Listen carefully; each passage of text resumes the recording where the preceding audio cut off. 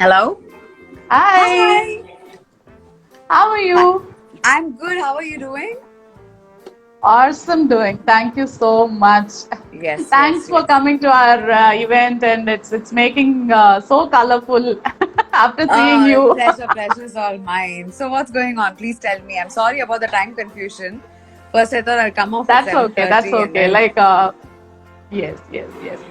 I would like to hear something about your education, which you completed in US and US education. Like I know very well, you did your undergrad and postgrad in US, and then like you had got such a great profile too. So just share some insights to us, like how exactly it works in US education, and what is the importance of GRE? What is the importance of GMAT? You are the best person to say because I have seen personally like how exactly it works, and you are a best master to explain about it. So I just leave it to you.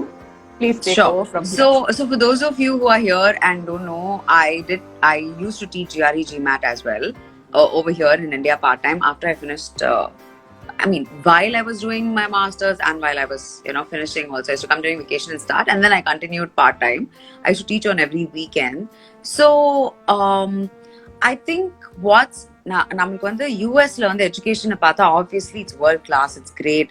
Anna, I'm not saying that even if you go to the best institution, you may get a very, very good person who is extremely highly, has a very high caliber.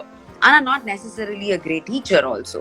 So that problem is there everywhere all around the world. Not all geniuses are great teachers, but you also have a lot of teachers who are not great geniuses. But yeah, that's more important, I would say. So when you are going to study in the US, I think what's important is you focus on which particular tutor is you like and who you want to associate yourself with. And நிறைய mistakes இந்த GRE எழுதும்போது students என்ன பண்ணுவாங்கன்னா இந்த advice நிறைய கன்சல்டன்சிஸும் கொடுப்பாங்க. Even the university people when they do their what is it called when they come and do a fair here? Is it like a study fair? They come from their universities and Education they fair and the spot admission, they say. education fair.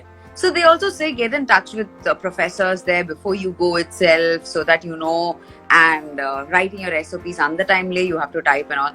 Please don't do the mistake of writing to 100 professors in the same university. அவங்க எல்லாரும் each other கிட்ட பேசுவாங்க, And I was also a part of the TARA thing where professors used to also send us a few how do I say, SOPs, applications, and stuff like that, where we could choose who is what and stuff like conversations will happen, especially as TAs and RAs and all that. They'll talk about who's coming next to the university, who will be our next TA, who will be our next RA.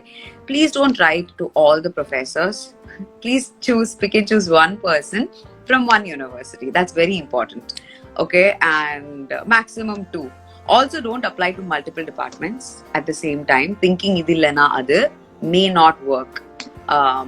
I don't know how it is now, but at least I used to know that you should probably avoid applying to multiple departments unless you know that there is a specific two different topics. Like say in say you are interested in wireless communications, but also in electronic devices. So you can write that I'm interested in both. I don't mind picking up either. And if you're honest, so be honest in your SOP. And when many of these, it's great that you're getting help from consultancies to write your SOPs or LORs or whatever. But what I would suggest is they have a set of questions that they ask you. Answer them honestly. That's very important. That's what makes people write, communicate for you. You're the person who's sending it. So be very honest in it. Definitely check for grammatical errors and spelling mistakes in your SOPs and LORs. Very important. And do community service, please. It's very good for entry. There are so many orphanages, there are so many volunteer programs. You can go and teach English on the weekends, or it's good for you as a human being. And it's also good if you develop and inculcate a profile based on service. It's very useful. It is taken above your GPA also sometimes, when you have two people on the same GPA, same number of activities, same number of internships, same everything, what counts is whether you're service oriented or not. Because always giving back to country is what the United States believes in. And I'm not talking for any other country over here because I've particularly studied in the US. So please don't think it's the same for all countries, but predominantly that's how the West thinks. So I can talk for all that, but let's take that this is something that in the US is very prominent. And SOP la vande, even when you are getting it, if you're writing it by yourself, great, that's what people like the most. But if you are getting it written from someone else or whatever, add a personal story. There's a reason why you're doing something. Be passionate about it, because if you're not passionate in your SOP, they are not going to know how passionate you are about taking this up. So there is a reason why you're doing what you're doing. There's a reason why I am doing what I'm doing. So the minute you attach something personally, it's like a film. You're giving them your reel, your story, your life story. You're telling them why they have to pick you up. So this is something that you have to focus upon and write very, very eloquently. Express from your heart. Don't think இதெல்லாம் இந்த கதையெல்லாம் எனக்கு தெரியணும். No, இந்த கதை தான் உங்களுக்கு வேணும். They want to know ஏன் நீங்க பண்ணணும். SOP, statement of purpose. Why are you coming here? Why are you interested? So add why you're interested in the subject. Add what inspired you to apply to that particular university. They obviously know that you're applying to multiple universities. They're not idiots. So don't write you're the only university that I'm aiming at and all that. Please don't go to extremes when you're writing a particular SOP. Be a little neutral, but be passionate when you're writing, which can go to extreme. But don't talk about anything political. If you are interested in political science, of course, that's a topic that you will be writing. But do not tarnish anyone, not put anyone down. Do not put your own country down ever.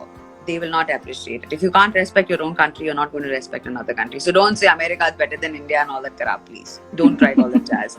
Because when I was teaching, I've heard students, chumma to butter adikanontu idella vera eluduvanga. I'll be like, what are you trying to do? I mean, if you're not respecting your own country, they're not going to respect you either. So you're Absolutely. not applying for some spy job. Though I was the closest to that subject, but please understand that that is not what that they require to hear or listen. Okay, so write personally about that. Then also include whether any internship projects were very close to your heart. Include if there's a particular professor who's made a difference to your life in that particular subject, or a teacher or something. Because usually if you like math, then there's a teacher behind it. If you like a certain subject, there's a teacher behind it. Or there's an inspiring person behind it. If it's a law, it's an inspiring person. If it's politics, it's an inspiring person. So these are the things you focus upon. Letters of recommendation when you're writing, please don't write the same things in all three. Obviously, they will recognize that it is your own writing. I know a lot of professors do not have the time to write your letters of recommendation. Ideally, in the US, the professors themselves write it. That's how it's done. So they have to believe that you're doing the same thing. So please do not write all of it yourself. Yena language theriya vandirum. Like, don't give it to the same person itself also to write it. Write it by 2-3 different people, because the language has to be different. They have a lot of softwares to find out whether you are writing it or someone else is writing for you. Don't be fooled by it. But they overlook it because people from a lot of countries do the same thing.